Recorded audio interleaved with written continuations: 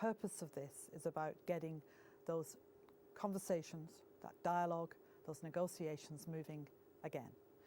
And we always said that we would ratchet up the sanctions to try and increase the pressure, mindful of the impact on the people of the country, which is something we wanted to avoid, but mindful too that you have to be able to increase pressure. So what we're engaged in now is saying we need to increase that pressure in order, we hope, that this will persuade the government of Iran to come back to talks. You're right to refer to government of Iran, but you would appreciate that oil embargo is blanket, indiscriminate sanction and will eventually impose poverty to the people of Iran.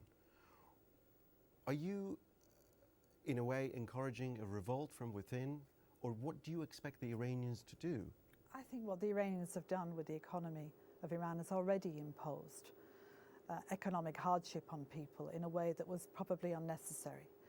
I don't believe that you can look at what we're doing and equate that with either us trying to propose regime change, which is not what this is about, or indeed to try and make people poor. This is really not what this is about. But this is about recognizing that Iran has obligations internationally, and we have obligations internationally, and trying to get them through the means of economic and political pressure to recognize those obligations and to stand up and be willing to come and fulfill those obligations is really important. So that's the ambition. That's where we started. We ratcheted up. This is what we're trying to achieve. But you would appreciate that the inevitable result of it, and it does resonate with the story of Iraq and the oil for food, that eventually what it will do is to weaken the economy and hence make the people poor. And if it is, again drawing parallels, example of Iraq, it may not necessarily change the behavior of the regime. I don't think you can draw any parallels. This is a very specific situation. The Security Council has mandated the E3+3, P5+1.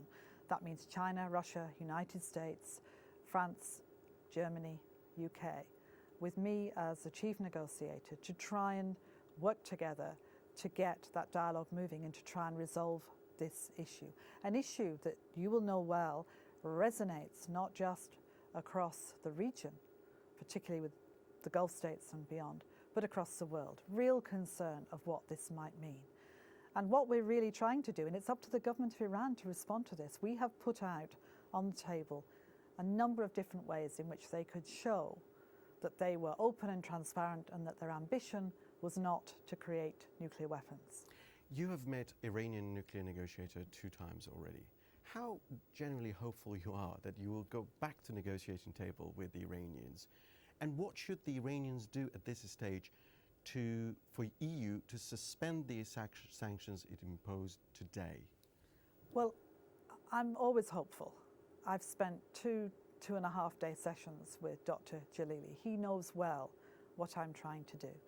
And I have sent messages through many interlocutors across the world, those who know very well the government of Iran and individuals within it, those who are able to send strong messages. And they send messages back to me. They tell me they like the way this process has been done and so on. I say to them, okay, you can come back to the table. I've left everything open, everything that we proposed, and I left the opportunity for the Iranian government to put forward its own ideas. This is not a one-way street, it's a two-way street. But for me, the proof that they are serious is that they respond to my letters, to my proposals and suggestions, and they come back and talk. So yes, I'm hopeful, but I want to see it happen soon. Well, say if they come back to the negotiations, but the negotiations could drag on for another year or 2 years, what practical measure do you want to see them take for these sanctions to be suspended? Well, all of the sanctions, if you like, the package of sanctions, the UN imposed, those imposed unilaterally from different countries, those imposed by the European Union, are geared to an objective. Now, what we said with the Iranian negotiator when we were in Istanbul is, look, here's some ideas of how you could demonstrate openness and transparency, how you could let the inspectors do their job, how you could address the argument that you keep telling us that you don't want to create a nuclear weapon, but you do want a civil nuclear power program, which is perfectly fine within the remit of the treaties that have been signed. So here's what you could do. And that as you build that confidence and you start to demonstrate, if it's true, that you're not building nuclear weapons, so the IAEA is able to report back and say, no, this is fine, there is no evidence, so the sanctions can be lifted. There's no question that we want to live in a world where we don't need the sanctions.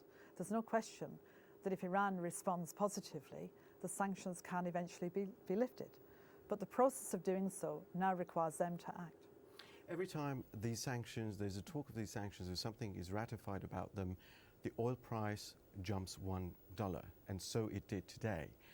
How can you assure the citizens of the European Union that they will not end up paying more at the petrol pump as a result of the sanctions you introduced today?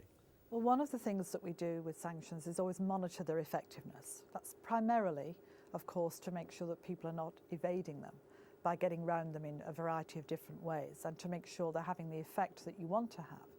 But also you look at the implications for your own economy, and you'll see that when we've published all of the details, that we've taken into account that we need to make sure that we understand the impact on our own economies.